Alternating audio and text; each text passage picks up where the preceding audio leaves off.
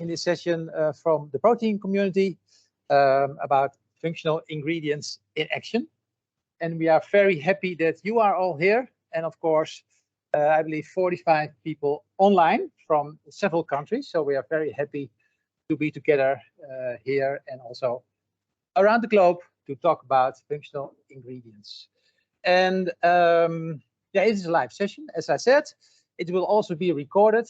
So afterwards, you can, if you want, watch it again on our platform, foodleap.com, and you will see, well, what we have discussed today. I will switch to the next slide. Yeah, well, for the people who are watching from outside, this is the building where we at right now, the Innovation Center from AVB in Groningen. And this is, well, quite a recent building, I believe 4 or 5 years old, 2018, so it's exactly 5 years old. And this is an old picture of, let's say, an area around a potato factory in Groningen. And I have to read it. It is the Oude Winschoterdiep in Groningen. And there you can also see some of the functionalities of the ingredients at that time. But we will skip that picture because that's an old one. And we are here to discuss today and also tomorrow what we are going to create, or I should say we, but especially you, the companies who are here in this session together with us, what great and tasty plant-based food products we are going to see from your innovation activities. So today, I think we have a really exciting program. We have 4 keynote speakers today. And also we will have some keynote speakers who will do some live activities. So I hope everything will work out fine. I believe the emergency team is also here. So if something goes wrong, they can help us. We are here in the kitchen, as you can see.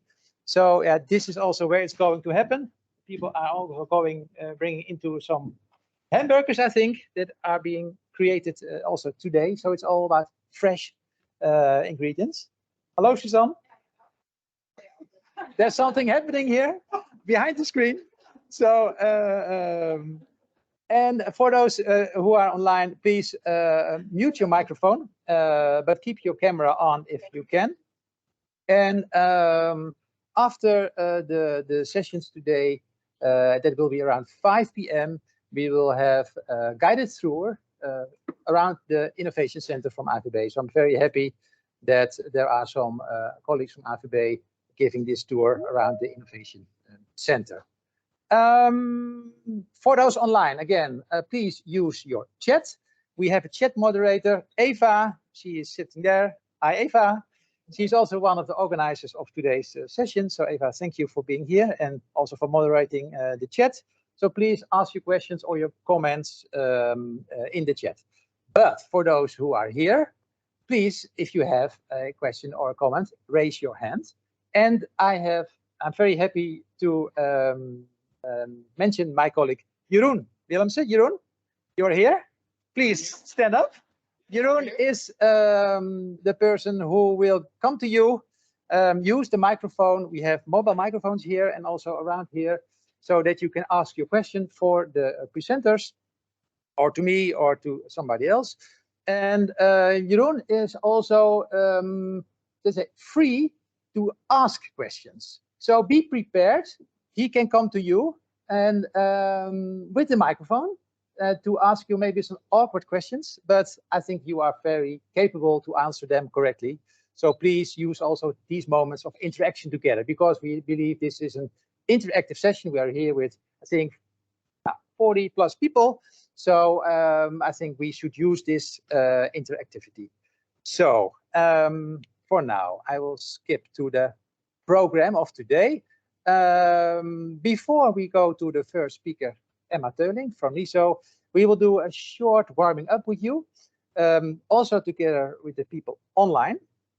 And then after 3-4 minutes, I will give the floor to Emma for a presentation. Then we have the second presenter, Erwin. You're sitting there from Costa Rica. Nice that you're here.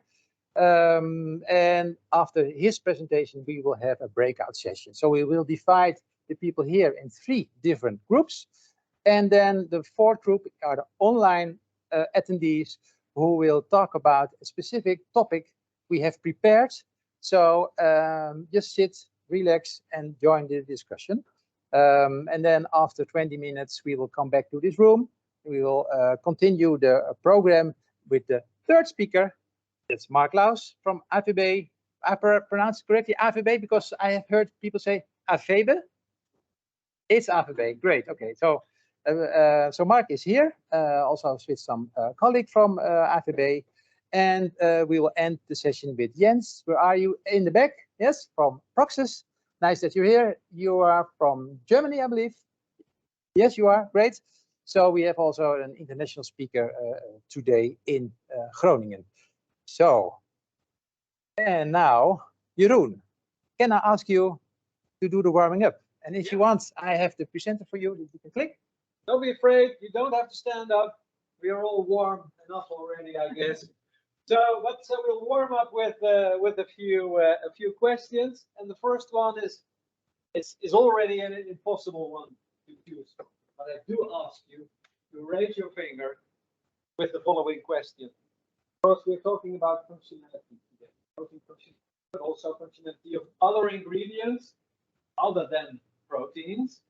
And proteins can do so much more than just being proteins and being declared back of your product. They can have all kinds of functionalities, and I know it's not black and white, but I do ask you, what functionality is most important to you and should be paid most attention to increase consumer acceptance to plant protein foods? Once again, other is not all of the above, which I guess not many of you to answer, but I would like to challenge you and say, okay, would it be a nutritional functionality, so the acid composition, or digestibility? Would it be in terms of technical functionality, which also includes free-flowing properties, for example, or how easy it is to process? It may include also gelling, or is it real sensory functionality in terms of taste, color, texture? Okay, for me, you can also place it under sensory functionality. So, by the way, am I understandable also for the people online? Yeah. Okay. Good. Okay. So raise your question. Raise your finger. Sorry. First of all, who thinks nutritional functionality is the way to go to pay attention to increase consumer acceptance of plant protein foods? Nobody. Technical functionality. One. The lady from Kozen. Very careful. Very careful. Sensory functionality. Whoa. Oh yeah. Okay. So we have a winner. Please do keep your hand up. Emma, you'll be talking later, so I'll skip you for now. Juan. Yes. From Oja. Yes. Thanks for meeting you. Nice that you're here, Juan. This is a portable microphone, so you can also talk in that, so everybody online can also hear us. Okay. So why did you raise your hand for sensory functionality? Well, the main thing is because for consumer acceptance, I think the key part of it is everything regarding taste or experience through the taste. So I think that through, like, the most important thing that we need to have with proteins is how does it taste, how does it look, or what can you achieve different in texture, for example, versus other concepts. Okay, so if, for example, protein content or amino acid composition is not, let's say, the perfect combination, you can live with that. Yeah, I think that the consumers in Europe, they are not yet on the stage of looking at so much the nutritional aspect of the protein. It will come in the future, but not now. That's my personal opinion. Thank you for your personal opinion. Great. Anybody else who want to comment on this? No? Okay, we quickly. Yeah, oh, there is one. Yeah. Sorry, Yolanda was your name, right? From Kozen, you raised your hand at the technical. If your protein does not do do the job in your product, you can have a great taste. But if you need to add other ingredients to have the functionality you need, then well, your protein. What kind Does not- what kind of functionality has your interest in this scope? Well, all the solubility, the emulsification, the gelling, Foaming. Yeah. foaming, all Yeah. those ingredients where you try to uh, uh, um, interchange with your animal protein. Yeah. Ah, okay. Interesting. Thank you for your comment on that. Okay, quickly moving on, also for time reasons. So, who do we have here in the audience? And here you can answer other as well. So, who in this audience feels him or herself representative of the ingredient? Oh.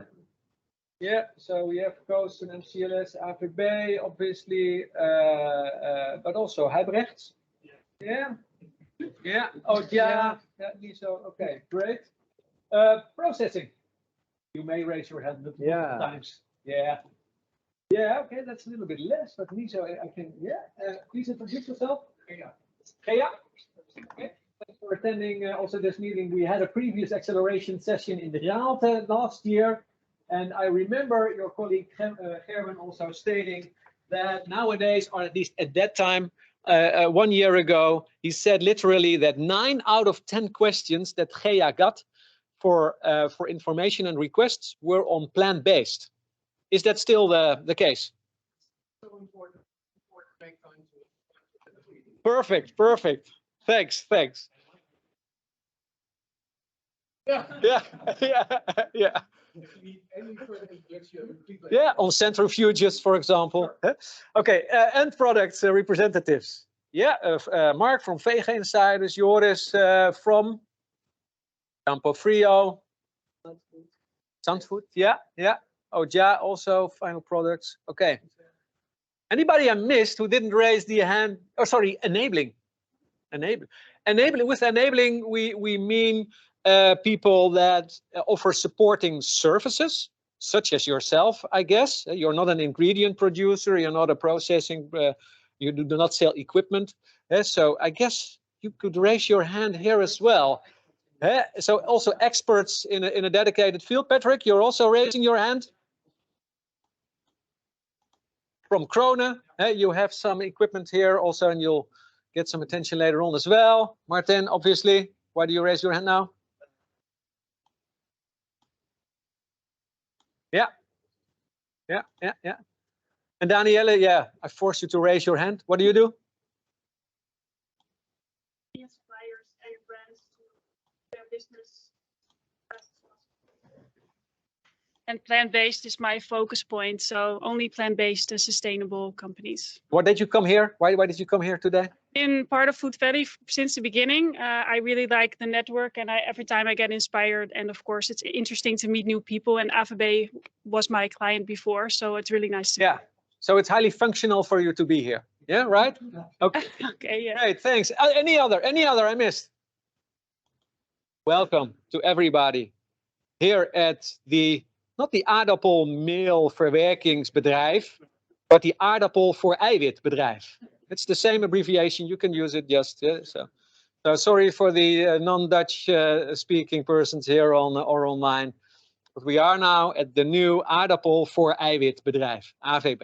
Thank you for being here. I think, was there a oh, we've already started this one. A short introduction, but please take 1 minute to introduce yourself to your neighbor, preferably somebody you don't know. 1 minute is over. By the way, this is also the sound that I will make when I interrupt. Yeah? Just like, I'm not sure if you all know Maarten van Rossum from the Simpsons, it's a very popular TV program. So I interrupt whenever I feel that it is appropriate, and then I'll do this. Yeah. Not annoying at all. Yeah. Enjoy. Thank you, Jeroen. By the way, I forgot the proper introduction of Jeroen. He's my colleague, but he is at Food Valley also the lead of the protein transition team.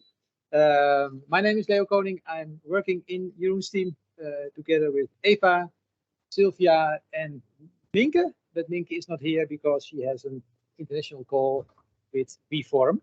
So apologies for Minke not being here. Jeroen, you forgot one question. Oh, sorry.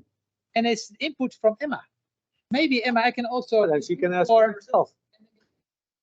I have here the pointer, you know, the drill. I have to introduce you because you are project manager protein technology at NISO, and also congratulations with your 75th birthday. 75 years old. You would not say so, but NISO this year is celebrating the 75th anniversary. So very happy that you are here. You have 15, 20 minutes for your presentation. So please look at the screen and go ahead. So before I start my presentation, I will finalize the warming up. I'm not sure if I walk around. I don't know. you Yeah, can indeed, use the I need mic in this your one. hand. Yeah. Also- So I introduced this question to the protein community. It's a question to you. So if you're thinking like a consumer and you're in a store looking for a dairy alternative, and you're thinking of buying maybe a nice oat drink, or what is it, an almond barista milk type product, or barista type coconut product, you think that you're buying something with oat or almond or coconut. But some of these products, or one of these products, has another plant-based protein in there that is there for functionality. So I'm actually getting back at Yolanda's mentioning before. So according to you, I'm just going to ask one, so be prepared. According to you, which one would have another protein in there? And which protein would you expect in there? Maybe I can just, I don't know, annoy you with this question. What do you think? Where I can find the protein inside this product? So one of these, so for example, the one at the left is stated oat drink, but it does not only contain oat protein, because oat protein actually is not extremely functional. So it would have another protein in there, perhaps, to have another functionality, but you may not be very familiar with the Dutch products. So I know someone who knows the answer, at least to one of them. You told me already. No, but you know that one of your products is in one of these Yeah, products. I think the middle one, the barista. Yeah. Model. So actually answers that all of these products have other proteins in there. And one particular example, I mean, we're at AVB, we need to make a little bit of commercial for AVB, right? The middle one, the barista almond product, would never be a very stable product if it were not for another functional protein ingredient in there, which is in this case, potato proteins.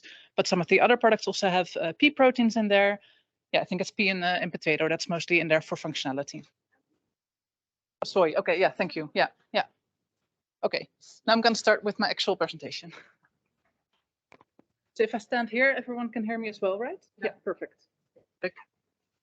So, where should I stand? I'm sorry, can I walk up? Whatever you like.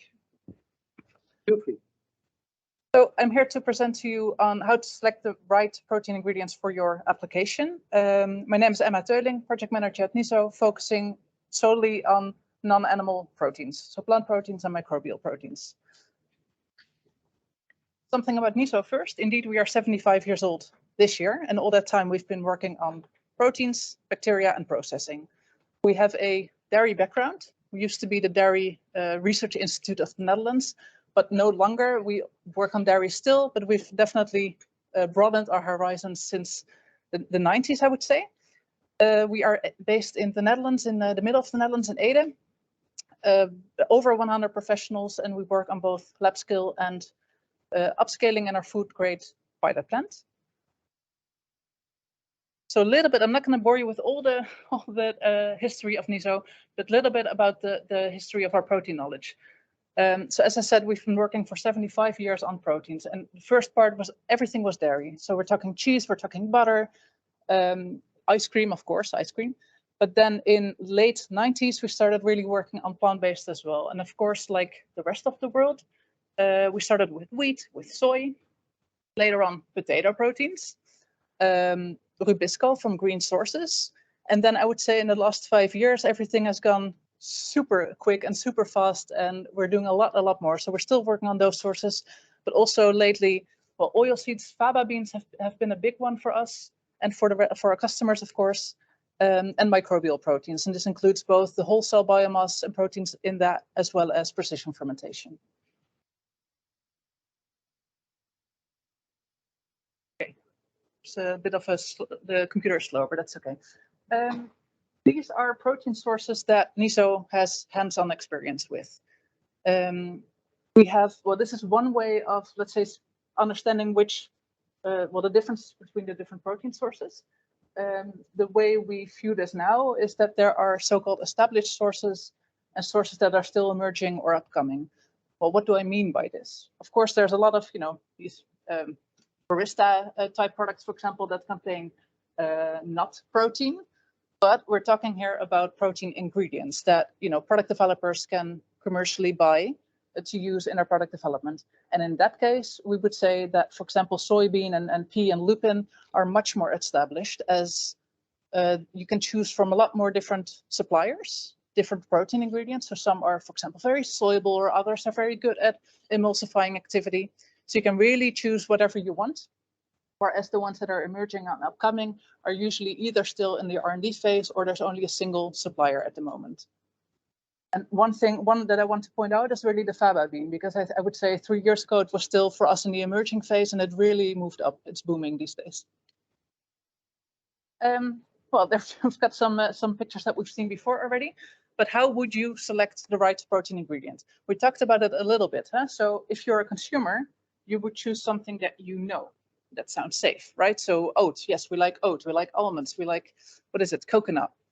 But coconut protein ingredients doesn't really exist, and it's not very, very functional. So if you talk to a product developer, Yolanda, right? You would need proteins that are very techno-functional. So, I would want to have, protein that can stabilize an emulsion, for example. But if we zoom out and we look at the protein transition, other protein sources may become more interesting to you if you say it should be very sustainable. For example, rapeseed or canola is a type of protein source that is considered to be very sustainable. And then finally, nutritionists, they say, well, it's all fun, all this technical functionality and whether we know the source or not, but it should be nutritionally interesting. So looking at amino acid composition, you should, for example, need to combine some sources like rice and pea proteins, and maybe stay away from specific allergens like soy and the soy and tree nuts. So it really depends on who you are, your customer is, let's say, to understand which source to use for your application. Specifically, if I take this view into a food application example, in this case, we're using a plant-based cream cheeses as an example. If we would listen to the consumers right at the moment, I would say, these sources that we saw before would lead to a product that has a very low protein content and probably not has a lot of technical functionality.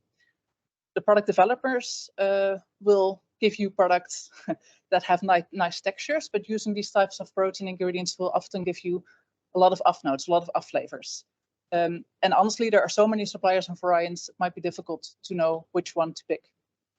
The environmental favored ones, so the peas, the fabas, the rapeseed, will again give you some off flavors, but some of these products are also known to give you very high, like a dark color if you want to prepare such a creamy color product. And then finally, nutritional favorites. If you're really going to go for rice proteins in combination with the other proteins, you will end up with a gritty texture if you want to have high protein concentrations, because rice protein is not very soluble.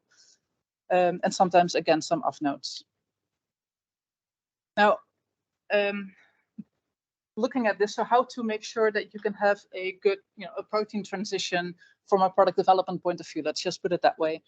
I'm not going to go through all the details here, but there should, of course, be consumer acceptance, because else you're not selling it. It may need to be sustainable, at least for having a good protein transition. We should keep that in mind. You would need technical functionality, and I will get back to that in more detail. Taste and smell, of course, very important. Most of us raised our hands at the sensory part, and I'm going to give you some examples of the sensory part as well. Nutritional quality and food safety.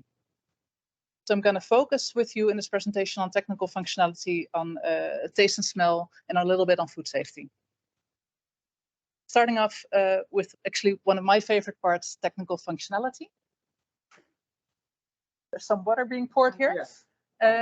There's several ways to look at technical functionality. So you can measure protein solubility, for example, you can measure emulsification. But what we also like to do at NIZO is look at the final end product. To give you an example, if you would want a plant-based beverage, you would want your protein ingredient to be soluble, of course, but also heat stable. So that's a specific requirement that this protein needs. If, another case, if you want to make a plant-based ice cream, we all like ice cream. The protein ingredient should have some foaming capacity and some gelation capacity. So depending on the final application that you're looking for, you need to select proteins that have those characteristics, that have those functionalities. And of course, we can measure that. What I'm showing you here is, solubility, emulsification, and foaming functionalities of various proteins. But specifically, if we first focus on the solubility graph, what this shows is protein solubility of commercially available protein ingredients from various sources. You can see some are not soluble at all. There's rice protein somewhere at the bottom in blue. Rice protein is never soluble unless it's hydrolyzed. Other proteins, like you see the potato proteins and some pea proteins and lupin, they can be very well soluble. These are commercially available ingredients, very well soluble on a protein level. But then it gets more interesting. We look at the green part, all the pea ones in the middle. Some are super soluble and some are not. So this shows us that it's not just the source, it's also the processing that makes, the functionality of an ingredient. The same we see for emulsification. So the upper graph shows the emulsion capacity, the emulsion capacity of protein ingredients from various sources. And then the bottom graph shows the same thing, but then all pea protein ingredients. So again, processing defines functionality. Well, we can test all these things, let's say in a perfect emulsion or just in a perfect water solution. But of course, functionality is really interesting when we look at food products. So the foaming part is an example where we actually test plant-based beverages in an application, so a hot coffee. So you've got your temperature and your pH and the visuals, because the foam, you want foam. The foam should be stable under those conditions, but it should also be perhaps white. So there's both the functionality and the, let's say the looks of it that are important. So I mentioned something about how source and processing affects functionality, and I'm going to take a little bit of a deep dive in there. So for those of you who are interested in this, the technological part, if we look at pulse proteins, a major group of the pulse proteins are the globulins, and these are, if you buy a protein isolate from a legume source, it is enriched in globulins, because in a traditional way of processing, you lose the other group of proteins, you lose the albumins. Now, this globulins group is mostly consists mostly of the legumins and the fissilins. So these are two groups of proteins. This is interesting because the legumins are mostly good at gelating, and the fissilins are mostly good at emulsifying and foaming. So you can imagine that if you have a separation of these proteins in the process, that this will affect your functionality. Another way to look at it is say, well, if you look at the different sources, we can already see differences in the ratios between legumin and fissilin. So lentil, for example, has a very high legumin content, so it's probably a good gelating protein, whereas mung bean has a very, very high fissilin content in ratio to the legumins, meaning it's probably a very, very good emulsifier. But then we measure this. So we measure the emulsification. This is not the capacity, this is the droplet size of emulsions of these different sources, of protein ingredients of these different sources. As we look at the droplet size, we're now looking at the smaller the number, the better the emulsion. If we zoom in, not sure if you can see it from there, but mung bean over there, it's doing well. It's a good emulsifier, but there's a pea protein ingredient there that is a much better emulsifier agent. So it's not just source, right? Pea has a lot less fissilin, yet it's a better emulsifier. So again, this is the processing that overrules the natural differences. Now, one more slide that we go in deep in these different protein fractions. What we see here is, well, we took a commercially available pea protein ingredient and we looked at solubility, and we looked at the part that's not soluble. The part that's not soluble is mostly legumin and not so much the physalim. Why is that? Well, what we did is we made our own pea protein isolate and we spray dried it and we freeze dried it. Now in spray drying, there's always some heat damage. And yes, there is some heat damage, right? That's the difference between the blue and the green bar. So the nativity, let's say, is less after spray drying versus freeze drying. But this nativity, this loss in nativity, if we zoom in, is mostly caused by legumin.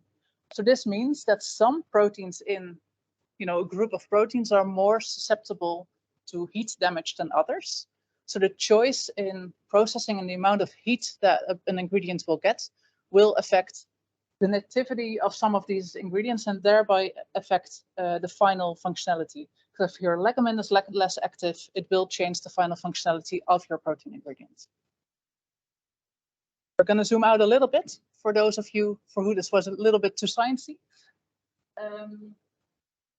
3 minutes. Okay. Sensory, we talked about taste is king in general. I'm sure you all had some plant-based foods, and especially if we look at plant-based drinks, for example, one of the things that you may notice apart from of taste or of smell, let's say, is also the mouthfeel. It can be dry, which we call astringent. I think there's a little, like this. So it's very astringent, and this is often caused by the ingredient that's in there. Now you can choose another plant-based ingredient, but most of them are a little bit astringent. So product developers have figured out a different way to deal with this. Now what this shows, this graph, is the friction in the mouth, but this is a fake mouth, but the friction upon eating yogurts. The more friction, the more astringent, the more rough or dry the mouthfeel. So what we see here is that actual dairy skim yogurt is the most rough, so the most astringent. And full-fat yogurt is doing a lot better. Of course, there's more fat in there. And then if we look at the plant-based products, they're actually not that astringent, right? They're more close to the full-fat yogurt than to the skim yogurt. But how can that be? Because some of these ingredients are very, very astringent. Well, the reason for that is the other ingredients in the products. So, of course, full-fat milk compared to full-fat yogurt compared to skim yogurt has a lot more fat, and this fat creates the lubrication. And that's the same trick that was used in the oat products here. There's a lot of fat in there, so this will lubricate the mouth and reduce the friction. Another option that is shown here is the almond product that has a very high carbohydrate level. This is lubricate.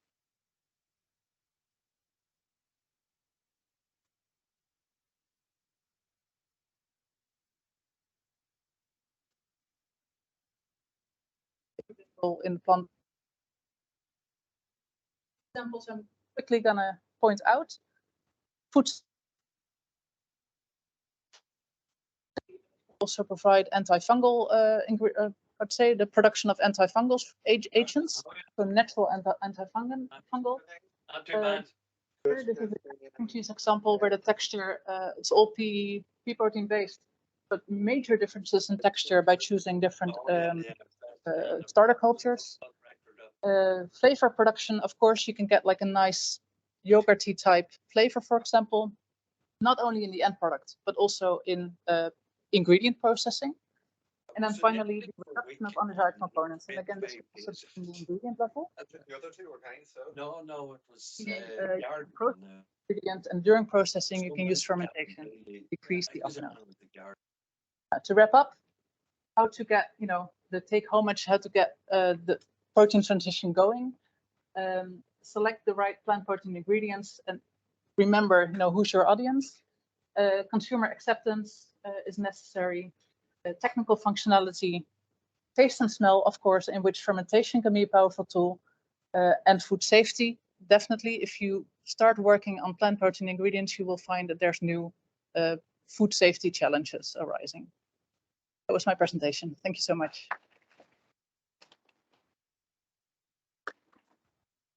Thank you very much, Emma. Is there somebody in the room or maybe online that has a specific question for Emma at the moment? If not, we have plenty of time also during the break and during the networking part.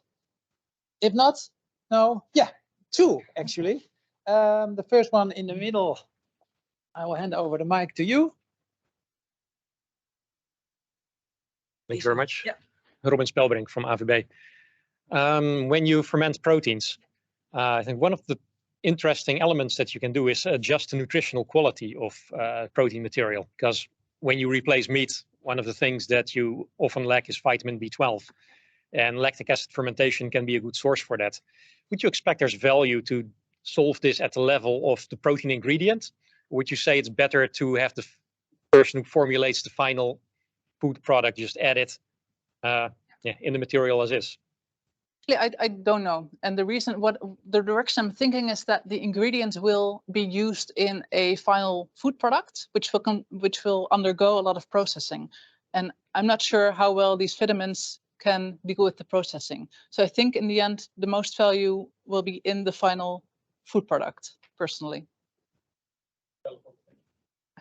Sorry? Valid point. Yeah, okay. Yeah, thank you. Okay, then we go to the second question. I would like to know more about Vaseline fraction. Yeah.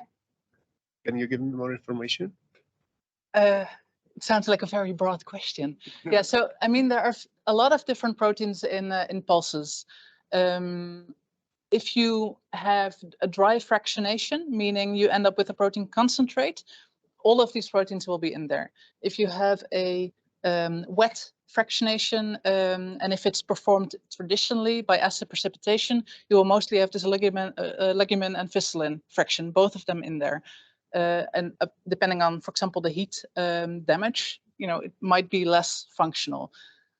But nowadays, there's also protein ingredients being produced by wet processing, but then instead of using acid precipitation, membrane filtration is used. And thereby not only the globulins, but also the albumins are still present.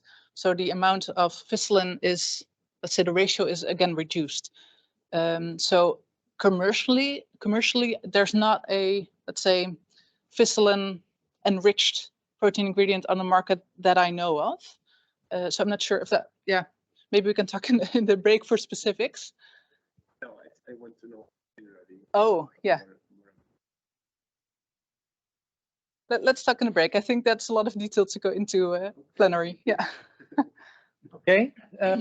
Again, thank you, Emma, for your presentation and answering the questions. You will be around all day, so not enough time to ask you questions. And yeah, as NISO is, but all the speakers today, they are members of the protein community. I'm very happy that we can have this session together with all of you. So yeah, that's great to know. I think for all of you that also the speakers of today are also partners of the community themselves. Oh, this is also some slides from you. Find more information, go to niso.com, I think. Yeah, or get in touch with you one-on-one later. And talking about TPC partners, I just want to highlight two more that are also part of the community and also have a lot of collaboration with other companies who are also in this room together. For instance, Krone, Patrick, you are there. Yeah. Yeah, you have also great products that I think actually are used in this company, AVB.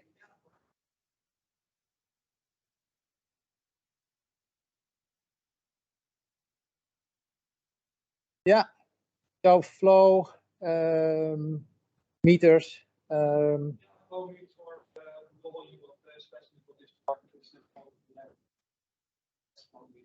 Yeah.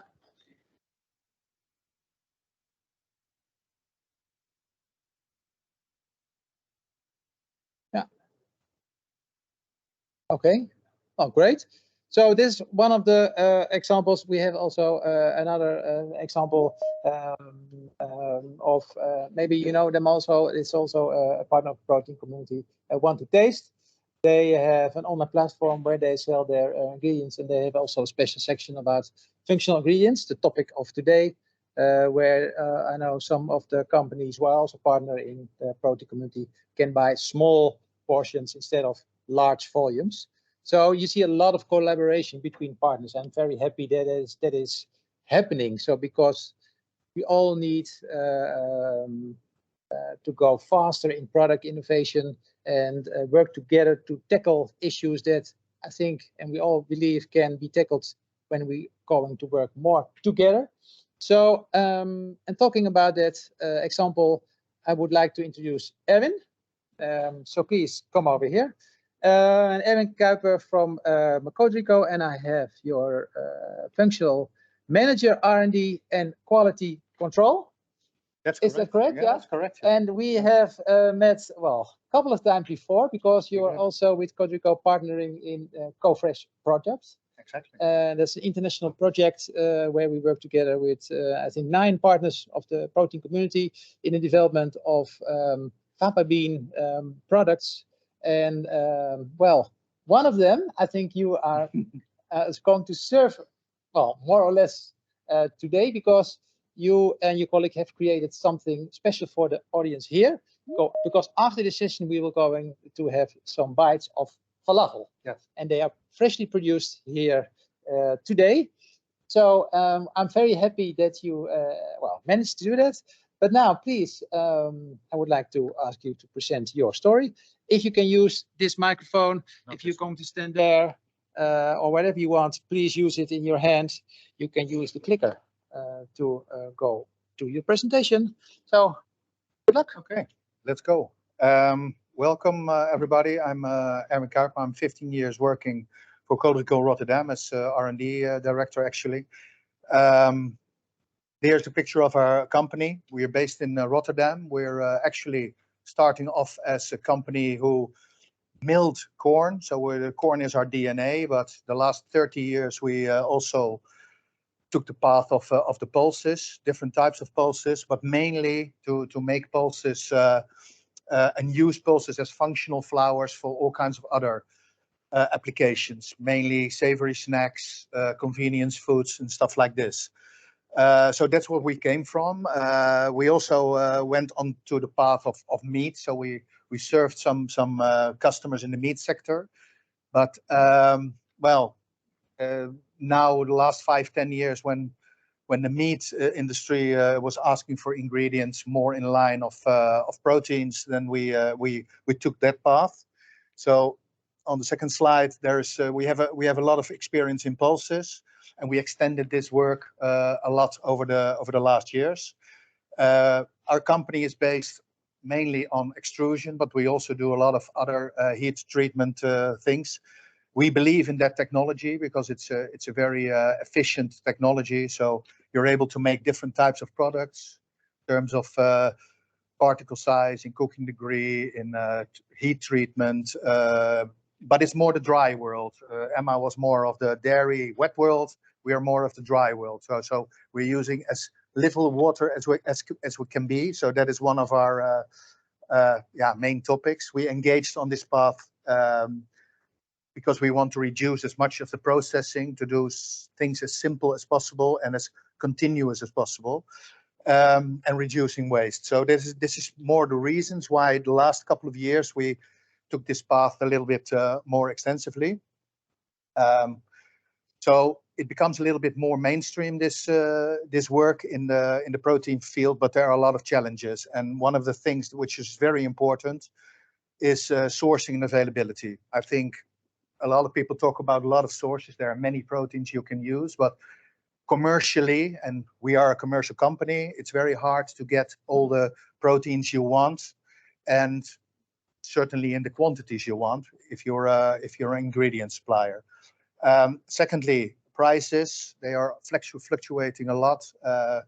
Last year was exceptional, and then the balance between meat and plant-based is always an issue. So this is a challenge, I think, to overcome the hurdles we want to overcome. And on a technical point of view, it's always important, and you also mentioned it, sensory is key. So eating qualities are very important. If the product is not good, it's not going to work. We are a lot active in the snack world, which is fast consumer goods. They are really focused on actual taste, texture, everything has to be right. In the meat, I think it's the same, or in the meat alternative world. So the quality of plant-based materials will remain a little bit of a challenge. I think there are good products on the market, but there's a lot of work to be done, I suppose. Allergens, that's something else. A lot of people, soy and wheat are mainstream, of course, in the plant-based world, but pulses are also getting maybe on the list of allergens.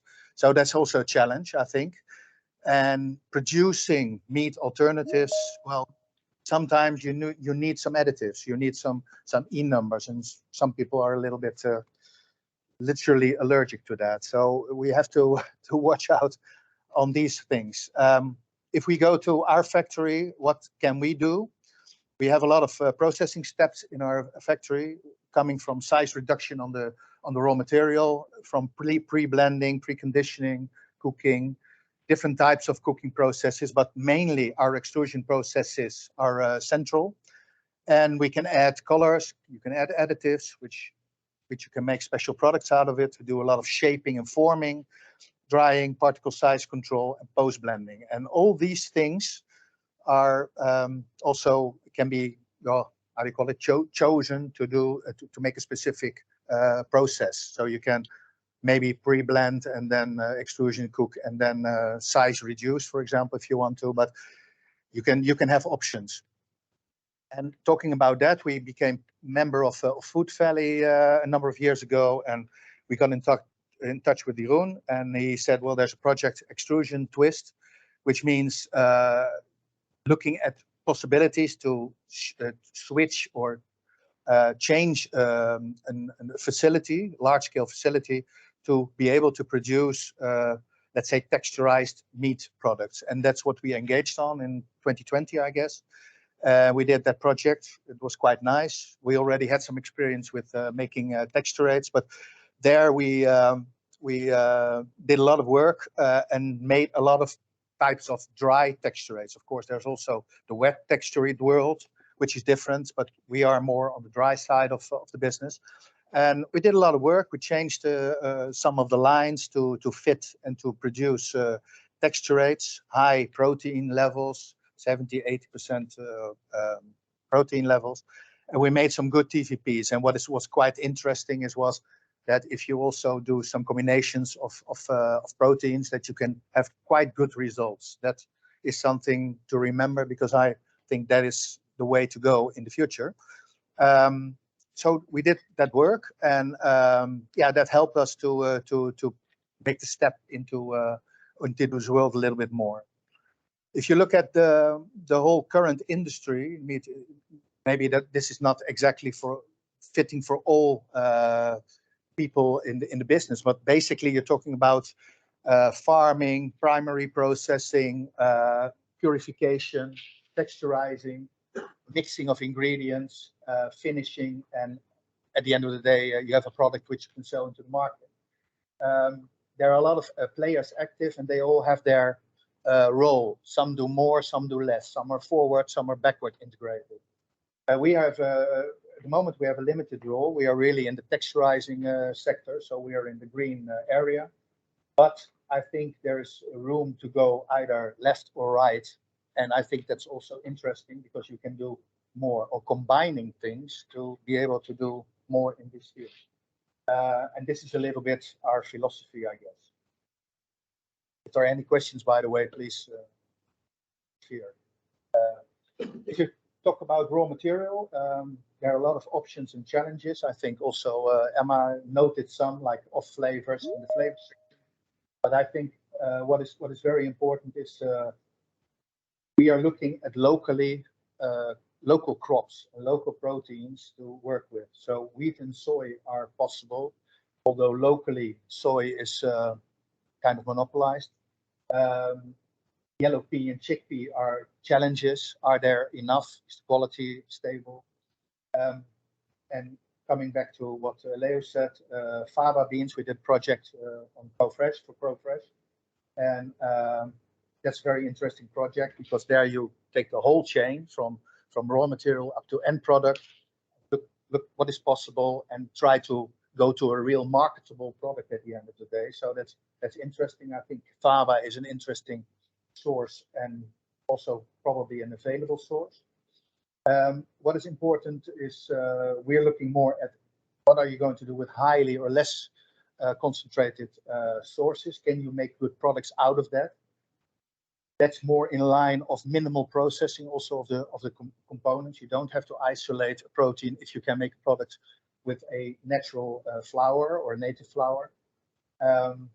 So that is interesting, but still also a challenge because there your protein levels are low. But it can reduce your cost in use, which is makes it very interesting for the business. Nutritional profiling, you can have options there, choosing different sources, different amino acid profiles, dietary fibers, vitamins and minerals, for example. But again, things like Nutri-Score are high on the agenda of some of the customers. So you have to bear that in mind.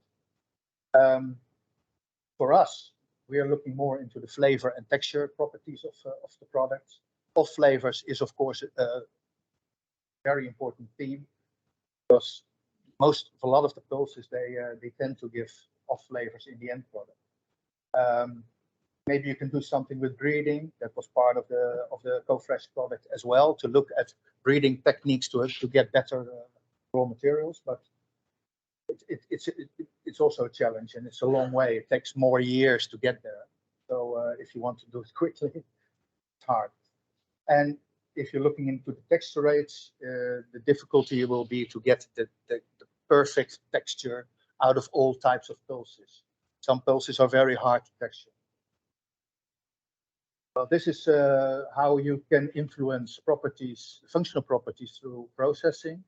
We are looking mostly at these things because we are coming also from a starch background. We have a lot of products which are starch based, but if you're looking at protein products, you have to look at water absorption, oil absorption in the end product, viscosity profiling, texturizing, mouthfeel, bite, and particle size control. So you can do a lot also with particle size distribution and control and shape and color. So this is how you can influence the processing. Huh? 3 minutes. 3 minutes? Going fast. This is important. These are the challenges for the controlling of functionality. And as I mentioned, possible lower protein levels. That's important. Why are customers looking at very high protein levels in TVPs, for example? Well, they want to mimic the meat, but is it necessary? Yes or no? So we have a demo here with a falafel where you have lower protein levels, but still you can have a good product. So for us, that is not the main driver to innovate. The other ones I already mentioned a little bit. For example, limitations in oil inclusion in the heat treatment process. We are not able to put too much oil because otherwise it's unable to texturize products. So you have to figure out how to solve this. How do you get to the best meat-like structures is very important. Entering nutritional factors, of course, but you're trying to reduce this by the heat treatment. And use of more local pulses, for example, are they available in that's a challenge. And if you look at the solutions, I think that the market is more like, okay, you have several ingredients and you mix them together and you have a meat product. We want to go a little bit more trying to combine and to make simpler processes, but still add the functionality to that product, which is a challenge, of course. But this is our objective, and you can think about solutions in this field. So lower protein levels, but also combinations of proteins and pulses or different types of pulses to optimize the functional benefits. In the TVP work, we already saw that you can have benefits from, let's say, for example, faba with P. You can see that it reinforces the structure. So there are interesting things to be done with combinations. We feel that's the way to go. You have to develop knowledge on ingredients and strengthening structures by using minor ingredients. And of course, we are focused a lot on our own heat treatment processes. So what can you do in flavor modification? What can you do in stabilization? So there's a lot of work on heat treatment processes, but really to make it as minimally processed as possible. That is our key. All our products are more or less natural products. So that's what we do. We are focusing more on the allergen-free section because yeah, there's a lot to be done in wheat and soy, but then you're one of the players. So we are doing a little bit more niche work and try to work on new technologies or combinations of technologies. This is the case we're talking about, and just the demo we're showing. This is from a few years back. I think more than 5 years ago. We said, okay, we want to make a kind of an instant chickpea material because falafel was very interesting. We got that question from customers in the Middle East, actually, who said maybe this is an interesting idea. So we developed on the basis of 100% chickpea with no additives. We developed a product. Heat treated only, because normally you have to either soak it or pre-cook it or something like this. So we made it like this, and we make a dry mix of pre-cooked materials, add some herbs and spices. That's what we have been doing here as well, and then apply just water or oil if you like, but only water, and then you have it ready in a few minutes. So it's very instant product. And the functionality is that it's very quick hydrating, it's good binding, and it gives you a form texture. It's long time stable, and yeah, you see the advantages for the customer or the consumer. It's simple preparation, and then you make this. This is a very short demo of a number of seconds where you add water to the mix. Just mix it. You can do it by hand, you can do it by machine, and then in only 1 minute you can shape it and fry it in the oven or in the fryer, and then you have the falafel ready. So that was our challenge, to make a kind of a ready falafel mix. In the co-fresh product, that was the same challenge, but only on a different type of bean, the fava bean. But we made it on the, let's say, original chickpea base. And well, you can try some, but this is actually quite easy to produce. And we try to put it to the customers. This is just a mock-up of how you can target or market it to customers. Make a simple product which we call falafel eye, and yeah, that's it.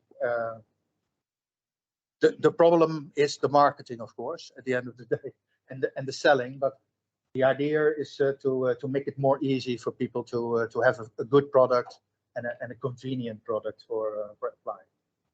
So this is last slide. Here. Wow, what a presentation. Thank you very much, Erwin. Okay. And I can smell already the falafel. Question. Do you also smell it? It's not yet ready yet. It Yeah. has to be fried still, but okay. Okay, but then I can smell the fryer. Yeah.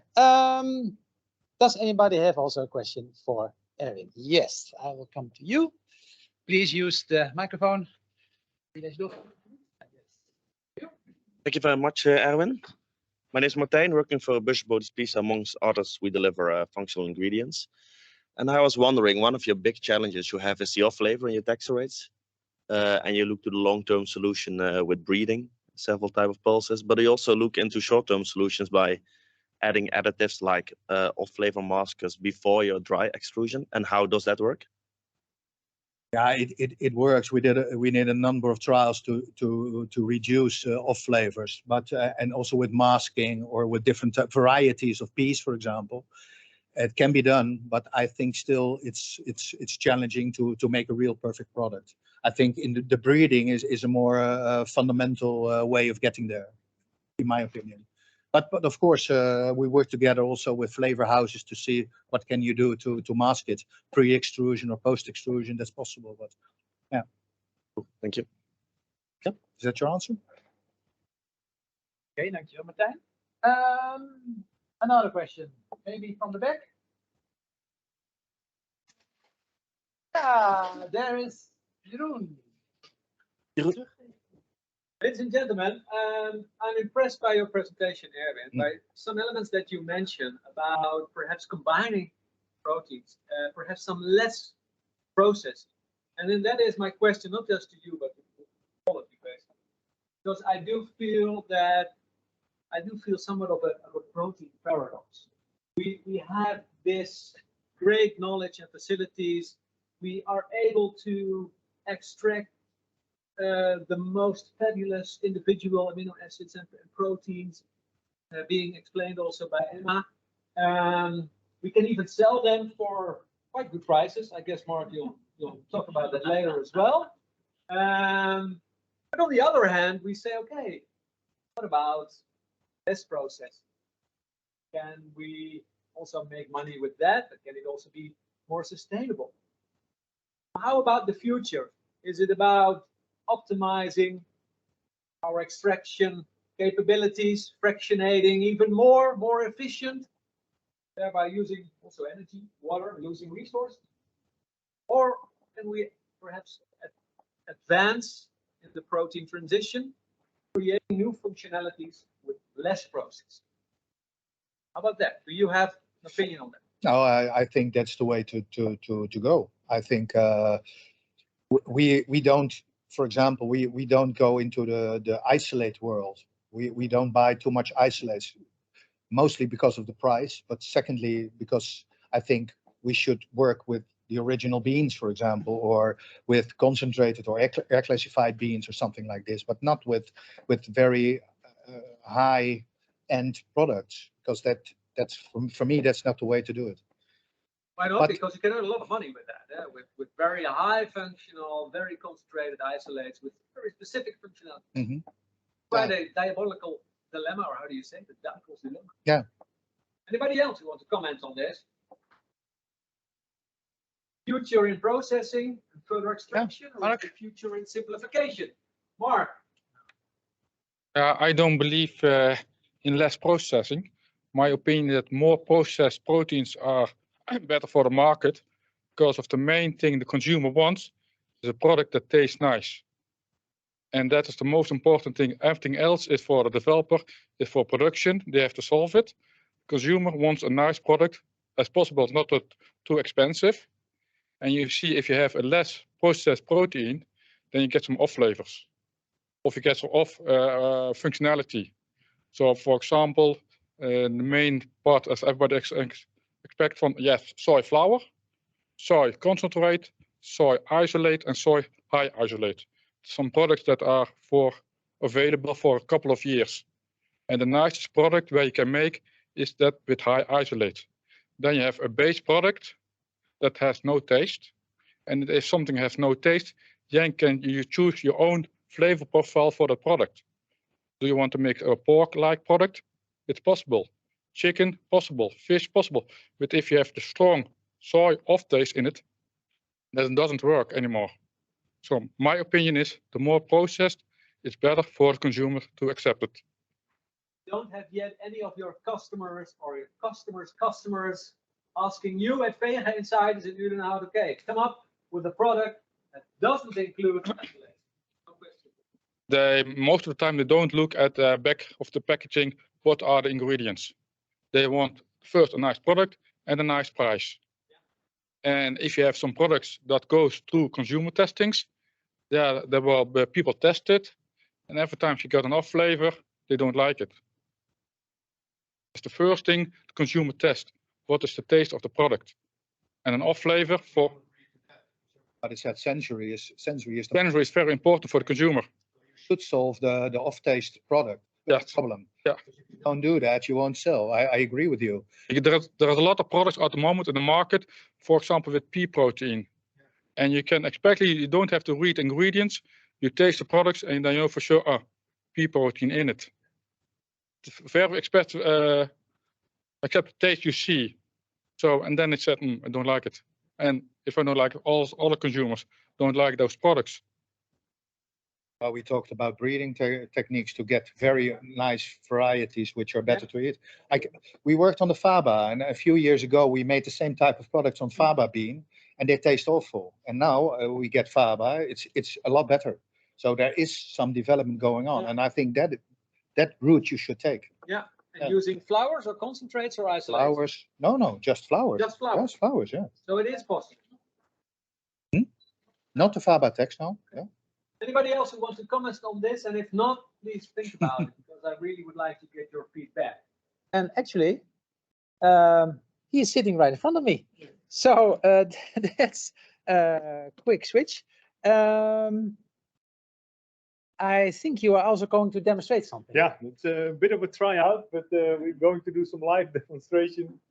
We'll see whether it works. Wouter, together with Ina, will help that. you. Yeah. Okay. This is the clicker. Yeah. So the next 20 minutes, Mark, are for you. Okay, thank you. So now welcome. I'm Mark Laus, Technology Officer for AVB. Now, welcome to host you here at our Innovation Center. I just added a brief slide just to introduce AVB, but I think to many of these people, AVB is largely known. We're a starch potato cooperative. We have 2,242 growers or members. So those are potato farmers that deliver the potatoes to us, and we supply them value for that in terms of extracting protein and starches.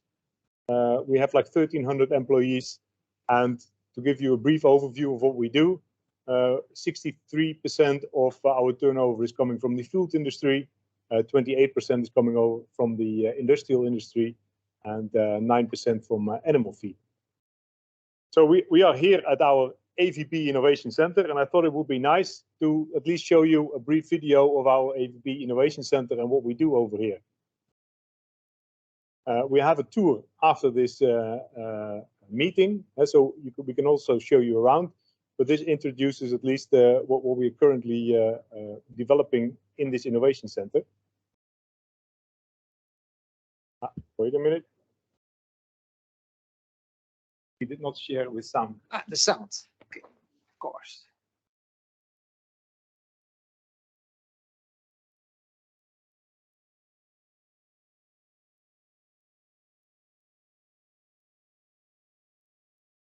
Mark is switching his laptop into the sound mode. So please stay with us. Yes. Yeah? Breakout, we stopped sharing. So. Okay. This is Royal AVB's Innovation Center, the place where we unlock all the secrets of the starch potato, our plant-based ingredient. Here we brainstorm, research, experiment, cook, and taste the many applications of potato starch and protein in food, pet food, and industrial products. It's possible because of our fully equipped labs and a complete pilot plant. In different countries and cultures, food is prepared and experienced differently. From plant-based burgers with perfect texture and taste, to Asian noodles with the perfect bite, to plant-based desserts that require no cow. We strive to eliminate allergies, E-numbers, and unnatural additives. The shift to more sustainable ingredients also plays an important role in pet food and industrial markets. Imagine a plant-based pet food that is still high in protein, or picture plastic-free, sustainable packaging. We are on top of trends, and our international experts help food producers worldwide with the right application of starch and protein. Together, we have the power to make a real difference. At our Innovation Center, we provide training, assist in the development of new product ideas, as well as help you improve your current recipes. We will guide you on how our potato-based ingredients make your products more innovative and sustainable. AVB, innovation by nature. So as you can see, we do many different things over here. We have not only food-based products and ingredients and applications that we serve, but also a lot of industrial applications. And this is our raw material. We make like over 300 different products from a starch potato. And the potato, relatively simplified, consists of 20% starch, 1% fiber, 2% amino acid, phenolic acid, stuff like that, 2% protein, and 75% water. And so we were discussing protein processing in for instance, Emma's presentation. We're processing a lot of water to extract starches and proteins. The 2% protein, it's not a lot, but if you look on an acre of potatoes, we can easily match with other protein crops, like for instance, soy and pea. And so potato is not considered as a protein crop, but per acreage, we have the same protein yield as other protein crops. And this not always was a benefit.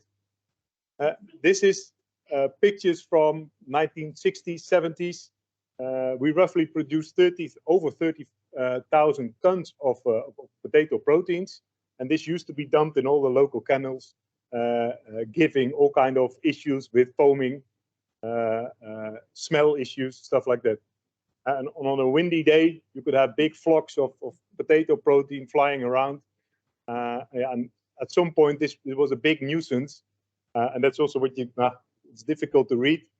But people were protesting against all the downsides of dumping all the juice into the local canals and all the issues it gave. So what we did, we developed a process which is called heat coagulation. We boil the juice, proteins coagulate, and we sell the proteins as animal feed. And based on this history, we have quite a good knowledge of what is the protein composition, what is the amino acid composition, but also what is the digestibility of our potato protein. And we can extend that to this knowledge to also human nutrition. And if you compare potato protein based on its DIAs, so the amino acid composition times the digestibility, you can see that potato protein is one of the plant proteins which has a DIAs of 1, and which can match, for instance, with dairy proteins. So we've written a publication about it in 2020 to compare different plant proteins on its amino acid composition and its DIA value. But we also collaborated, for instance, with Maastricht University to show that potato proteins has the same anabolic properties, so the same muscle mass increase as a dairy drink, for instance. So this is the knowledge that we use from our animal feed industry and put it onto our human opportunities. And this coagulated potato protein works also really great in the production of TVP. And we can make very nice fibrous textures when using potato proteins, for instance, in combination with other plant proteins. And if you're interested, we're open to collaborate, the session that we had before, or to discuss the opportunities there. But coagulation denatures the protein, and what makes the potato unique is that all proteins are soluble inside the juice. So compared to a pea or a faba or a soy, proteins are largely aggregated inside the seed, but in a potato they're soluble inside the tuber because of its high water content, and therefore you can use all kind of separation techniques to separate potato proteins from its juice. And we've developed a separation step based on adsorption, where we can separate a high molecular weight fraction, which we call Solenic 200, and a low molecular weight fraction, which we call Solenic 300. And these two fractions have very good functionality. So they have very good foaming, gelling, and emulsifying function. And we would like to show a short demo of the foaming properties. So we have a Hobart mixer over here. We'll briefly stop sharing. Are you going to comment on the steps that you maybe can use the microphone? Yeah.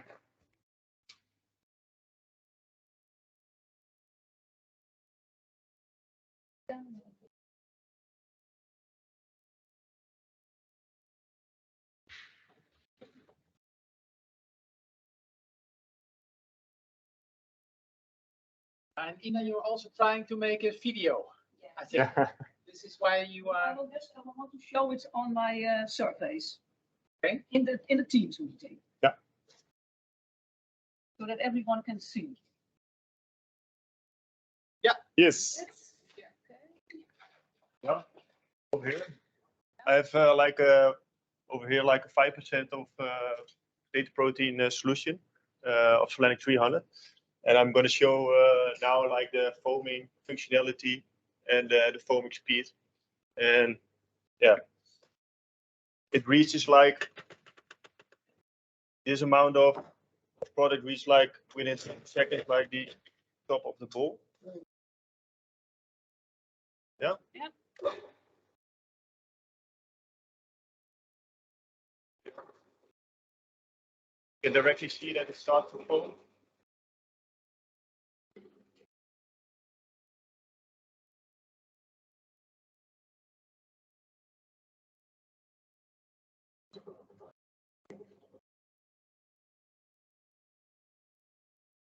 Like you see, the foaming is becoming very high. The protein has a very high overrun.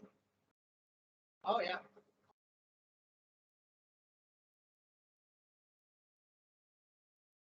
So within 30 seconds, you can reach like the top of the bowl. Get a really nice foam.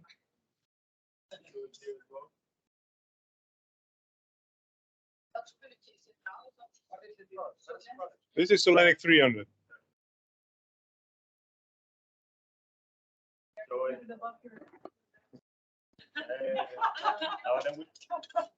will not demonstrate that now.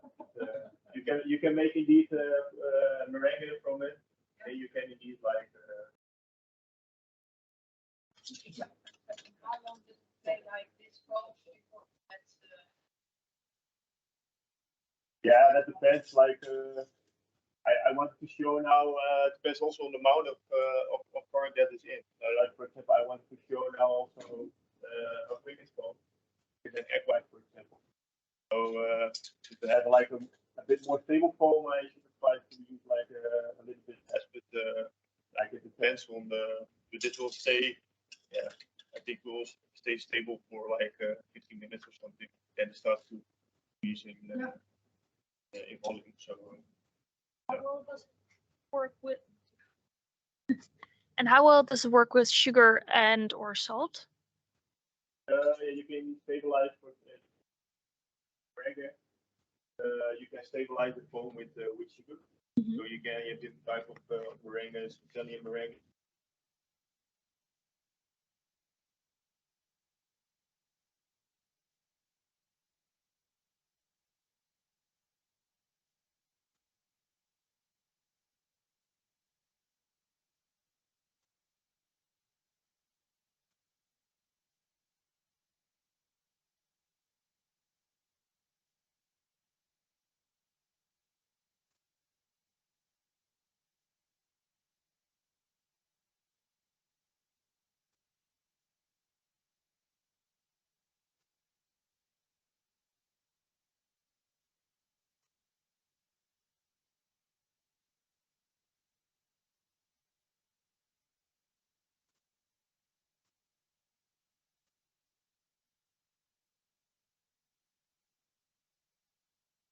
Add certain amount of fuel that also helps.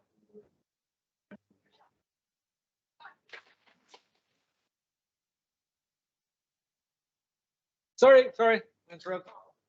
Last week I bought a can of chickpeas. I poured out the aquafaba, and within 30 seconds I had the same foam. Created the best meringue I've ever tasted, and my family as well. Why should I go for your Solenic? Because like aquafaba, it's very sustainable. It's like potato proteins normally end up in wastewater. We manage to extract them and sell them for all kind of applications. And this potato protein foams very well. And we have all kind of applications because it's also heat stable. You can also make like these foamed confectionaries. And so what we see is that our protein is used in confectionery, foamed confectionery, but also like we can even make vegan marshmallows out of it. You can make whipped cream, chocolate mousse, the macarons, meringues. The protein is very versatile. It has very low off flavor. That's also your question. So you can manage to get all kind of attributes or not flavor systems into your product. And it's very cheap, right? I mean.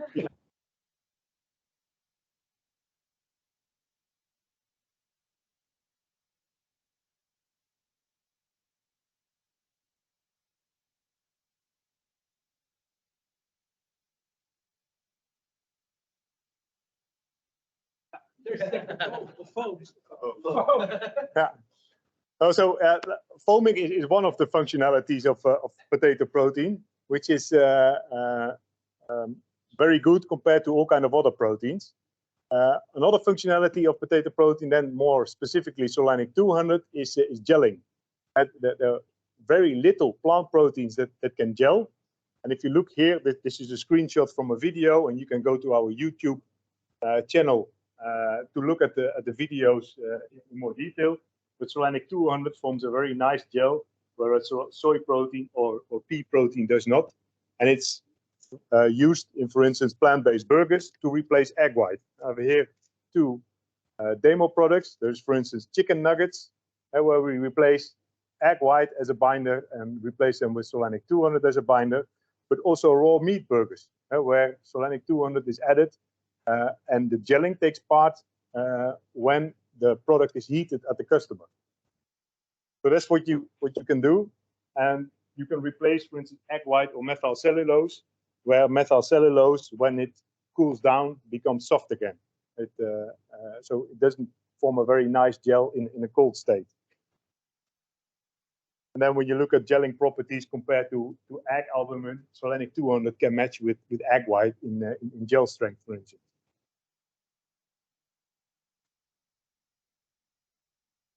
This application is typically used, like I said, in minced and formed burgers and nuggets. Also raw burgers, like we have a demo product over here. You can use it together. It also has emulsifying properties, so you can use it in emulsified meat, like Frankfurter sausages. And you can use it in whole muscle, because it has such very good binding properties. You can make chicken stripes. I have a next slide. Where, for instance, if you use, we also have some equipment producers over here. Power heater has been developed by Source Technology to produce chicken stripes and beef and shawarma reepjes. And also there you need a binder in such a system. And we see that Solanic 200 is highly preferred in producing chicken stripe, beef stripes, in such a system, because you still need a binder. And here we collaborate, talking about collaborations with an equipment supplier, where we have developed these applications. So a brief overview of functionality of Solanic 300, but more focused on emulsifying properties.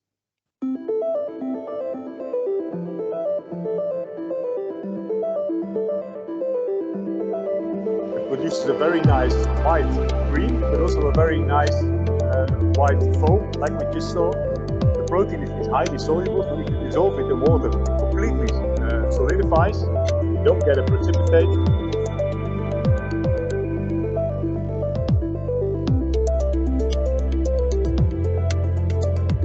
And if you add it with oil, put sear on it, for instance, homogenizer, you can make very nice emulsions. And here you can see that within seconds you get a very nice emulsion with oil and water. The foaming we've seen, so we'll skip that one. And if you look at emulsion capacity, it can match with, for instance, a dairy protein like soy caseinate. And both Solanic 200 and 300 have very good emulsifying properties. And typical applications are then, for instance, also dairy style of applications. And so we are using mixtures of potato starches and potato proteins for instance, desserts, where we have gelling and emulsifying properties from our ingredients. So the emulsifying properties are predominantly coming from our Solanic 300. But also for yogurts, where you need gelling, emulsifying, and more texturizing functionalities. But also in ice creams, where emulsification and aeration is really needed to get a good texture of the product. So here we can use gelling, foaming, and emulsifying in the different protein fractions that we produce. So that was my presentation. For any questions, just let me know.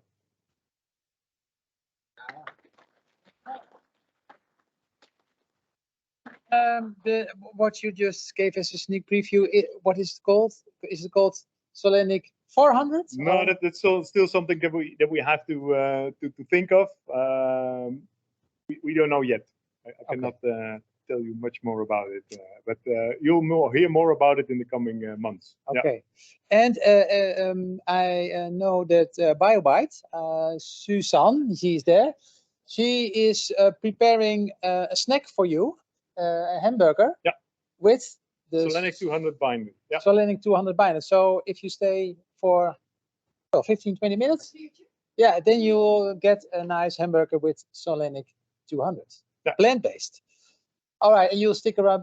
You also, yeah, for sure. We also give a tour. You also do the guided tour with your colleagues. So we will talk to you later, and we need to continue because it's already 4:45. So okay, thanks a lot, Mark. Then I would like to ask Jens to come over to me, and as an R&D professional at Proxys, or I should say, Stefan also. You are going to share your experiences with us, and you also brought some nice equipment. And during the session we had, somebody asked, "Okay, what is this?" So maybe you can explain, and you can use the pointer to continue. Just the microphone. Yeah, the microphone you can just use. Okay, Thanks. Go ahead, please. Thanks, and welcome. My name is Jens Herold. I work for Stefan Machinery in Hameln, in Germany. And I'm the head of the technology department. So we are mainly responsible for trials, commissionings, supporting all the other departments like sales department, development, all of this. Today, I want to first introduce in our company. That means to understand the difference between Stefan and Proxys. Then very quickly to the customer requirements, but I'm pretty sure you are much more familiar with the proteins, with the sources, what kind of protein you need for what kind of product, what are the skills of the different proteins. This is your business, that's not ours. But the last one is very important. We want to explain to you the machine. One of these is the universal machine, and what we can do that your product will fit together with the process to get the right product for the customer at the end of the day. This is what we want to explain, and I'm focused to three important functions, but later more about this. So Stefan, so we also had birthday last week. Now we are 70 years old. Stefan company is grown on 1953. And since 2014, we built up the Proxys Group. The Proxys Group is like an umbrella, and we still have three strong brands under it. It's Stefan, Freimer-Kuruma, and Terlet. So with these companies, we are able to provide complete lines from the beginning, from the raw material handling, preparation of the product, soaking, pre-cooking, grinding, complete processing, cutting, cooking, cooling, until the end of the line to the filling machines. We are not providing the filling machines, but we can implement all these equipment into our lines. And of course, the CRP at the end is also very important for you. If you want to know more about this, we can talk about later, but today we are very limited in time. That's why go directly to the next one. So this is, as I said, this is your business. You know much more than we know what's important for the customer in terms of requirements to the water, to the environment for the products. This is your business. That's why we go directly to the next one. So the sources of proteins is also very well known for you. Today we are just focused, on my point of view, it's just focused to the plant-based protein, very in detail. But of course, you can also use protein from all different sources, fermented microprotein, for example. We made products out of fermented cauliflower, for example. This is a product. We also produce some meat alternatives, which is from a 3D printer. It's also a very interesting project. But of course, you can use different kinds of insects, but you are much more familiar with that. Also, the protein sources, the plant-based protein, sunflower oil, peanut, lentils, chickpeas, of course, it's a huge market. All of these products we can handle. But I think the biggest challenge is to use the products to process it. And that's why I want to introduce to our machines. And as I said in the beginning, I want to be focused to 3 different features. The main feature is, of course, the processing in the beginning. So we need to use the ingredients and we need to bring it to the end product. That means we need to soak it, to cut it. We need to activate the protein. We need to heat it in a certain way. Of course, we need to cool it. And it's very important to have the right equipment for that. As you can see, or from our experience, the most of the customers, they produce such kind of products. They are very focused to different cuttings and mixing procedures. That's why we have a lot of different tools with us to see the flexibility of the machine. In the first session, we also talked about risk minimization.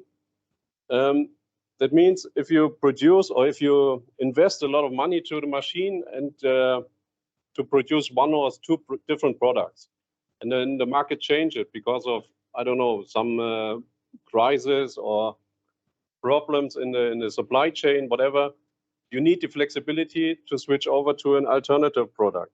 And then you also need the flexibility in the equipment to produce also these products on the same machine. And then it's important to have different tools, like very sharp blades. You can see the wave cut knives, for example, which gives a lot of shear force into the product to cut a product to a very small particle size. And the alternative would be if you have a shear sensitive product, we can also use the blunt tools to keep the structure, to just create a homogeneous mix inside the product. This is very important. And also, of course, the handling of the machine is gives you the flexibility. We can change the speed. We can change also the position of the machine to have an influence to the process themselves. We also, or it is very important to guarantee a homogeneous temperature exchange in the product, to have a homogeneous particle size everywhere, to also have the same temperature everywhere. And that's why we also can provide some simulation to prove the process, to guarantee for our customer, for you, that for example, the particle size. We have some customer that produce baby food alternative, and they have to have a product which is less than 0.2 millimeter guaranteed in each part of the product. So we can make a simulation, which is the critical part, which is the on which tools we have to produce, which position we can choose in the machine, and then we can decide which machine would be the best for our customer. Of course, we have to make trials to guarantee and to prove to the customer themselves, but we can, before we make the trials, we can make a simulation to get the first impression, the first idea of it. The process themselves, as I said before, it's quite simple. If you compare with classic products, the machines are able to handle both of them. Very simple. You put the ingredients in, and then we use different ways to heat or to cool. From our point of view, the easiest way and the energy safest way to heat is to use direct steam. Has a lot of advantages because you don't have any burnings inside. You have a very clean surface inside. You don't waste energy to heat the equipment themselves. The whole energy will go into the product. The disadvantages, you get some water from the condensate. You have to calculate in the recipe. If you don't have the free water in the recipe, we have to switch to indirect heating. That means we use steam heating in the jacket. It's also a possibility. Disadvantage, if you have a lot of sugar, a lot of protein, it can create some burnings. but therefore we have a very efficient scraping system. So here we have an example to produce some vegan cheddar cheese. You can see the machine is equipped with a mixing tool, which is an unsharp tool, just to mix it, to keep the structure, not keep the structure, but keep the energy. And in this case, it was a native starch we used. That's why we don't want to cut the starch, want to destroy it. That's why we use this tool. So we put everything in, start a pre-blend, then we heat it, and you can see immediately within a few seconds, we had a very nice base, which is very similar from structure and from color to the classic cheddar cheese. Finally, we add some plant-based or plant oil, coconut fat in this case, and some, I think it was a flavor, the last step. And then finally we heat it up and then formed it. Oh, it was, wait, not too much, no. And then it was, at the end of the day, it was a block cheese. We could slice, we could shred as a pizza topping, for example. And it was very similar to the classic cheddar cheese. And one more feature, which is very important for such kind of product, is the vacuum. The machines are also equipped with vacuum. You can see also here the connection, therefore. Normally, it's not that important, the vacuum, but in this case, it's very important because we made a lot of trials with soaking. If you use a lot of protein, we have to soak the product before. And if you use the classic way, it takes between 6 hours to 8 hours. And with the vacuum soaking, we can do it within 25 to 30 minutes. And this is a huge time saving and a big influence to the preparation of the product. And of course, if you use also vacuum, you can de-aerate the product. In some cases, it's good if you make a vegan cheese, which is Swiss Edam style, for example, you will keep the air bubbles inside, but the main products will have a very shine surface, a very nice structure. And then you have to produce under vacuum conditions to remove all the air bubbles. At the end of the presentation, I want to show you a video how to produce vegan burger patties. It's, the final product will be very similar to yours, and here we don't use the potato starch, but it would be also very interesting to see the difference. Please enjoy it. There is no sound, eh? So maybe you can do some commenting. Just background music. If you want to hear it, we can switch over. Just gives you an overview about the flexibility of the machine and some technical features. And later you will also see the recipe of the burger patties. In this case, we have a supplier from Germany, Kartech. They provided the protein source for this, but it's not written as a protein, it's Kartech NDG something. You can see how easy the tools are changeable in the machine. This is also what I said in the beginning. The flexibility is given. You're very open to change the tools immediately. You can see the recipe.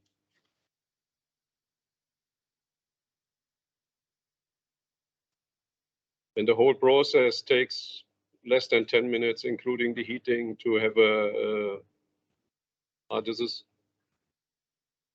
that was another product. It's cheese, vegan cheese. After that, we have the burger.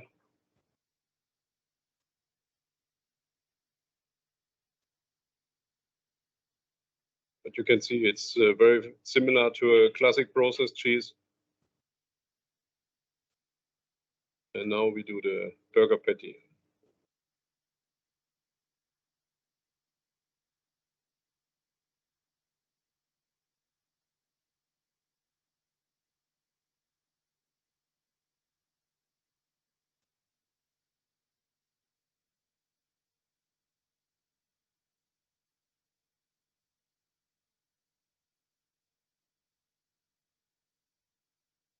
So this machine is a UM24, which means we have 18-liter batch size.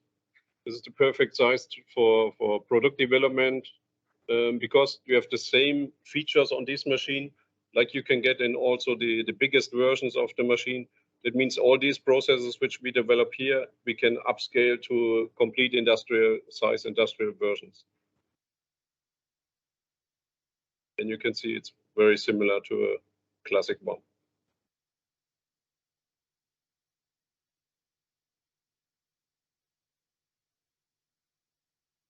Okay, these are some benefits. You have seen the machine here right in front of me. This is also a Stefan machine. It's a previous model. Last year we launched the next version of it. This is also a universal machine. Here's a universal machine, same like this, just smaller size. This is not equipped with steam injection, but the rest of the functions are very similar to the other machines. You can also very easily replace the tools for different products. You can work under vacuum condition. You can heat indirect with water, or you can also cool with water indirectly. And that's why this is also one of the main machines which our customer use for recipe development, product development. The flexibility is completely the same, except the steam injection, but you can also develop here and upscale the product later to the final production, to the classic, not to the classic, to the biggest industrial versions. You don't need bigger batches. You don't need to waste any more product. And that's why we have it here. If you like, you can see, we can also open to have a look inside. Also see the tools.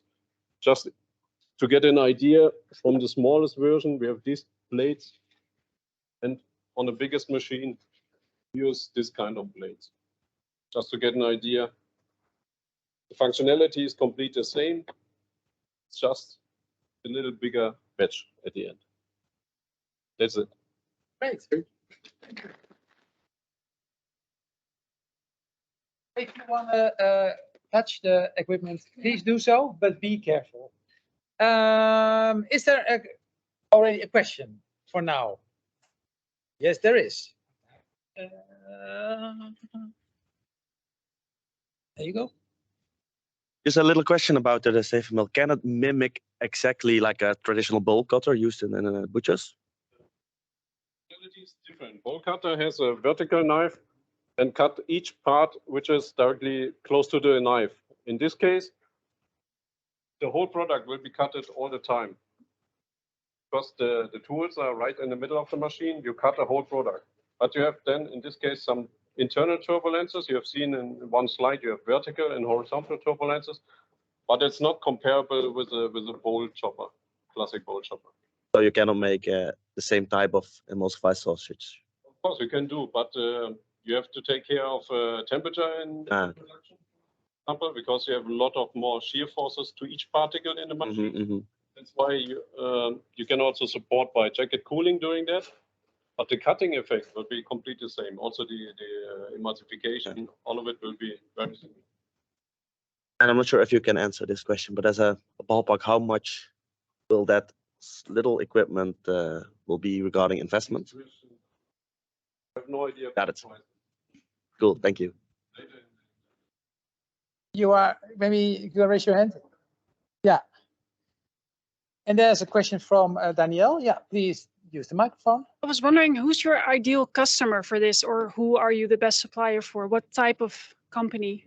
How big? This machine or all machines? Well, this type of, I mean, I think it's very interesting because you have a solution to scale it up and you can try different products. So what type of company are you looking for as a customer, or would you like more customers of because you think it's a good solution for them? I was just wondering. To be honest, the whole range of customer we can provide the machines, but all the products need to be mixed, chopped, homogenized, cutted, heated. That's our main customer. So it doesn't matter that you have vegan products, classic products, baby food, even a lot of pharmaceutical application we can use on this machine, toothpaste, creams, sort of half of the supermarket, let's say. Flexible equipment. Exactly what we discussed outside. The flexibility is given by the machine. If you lose one market or one application, you're quite open to switch easily to another application, to another product. Chocolate, fillings, praline, ganache, all of these products we can produce. Okay. Other questions? The last one for you. Yeah, share the microphone, please. Thank you. Can these type of machines perform high shear mixing, or is it still too much at some point when it gets too thick? Because what we see normally with the mixes, with our mixers, is that it's kind of like the when you high shear mix it, you get this more thick texture, and then it kind of closes, and it is not possible to mix it anymore. You get overcurrent. I know this. Of course, there are limits, but this machine can also handle very thick products like marzipan, surimi, such products. This is easy possible, yeah. Okay. Oh, thank you. Great. So, other questions, please. Well, keep into your mind because you are here at least until 6. So thank you again for now. I will close up the session with a short next step, what we're going to do, because this is your last slide, actually.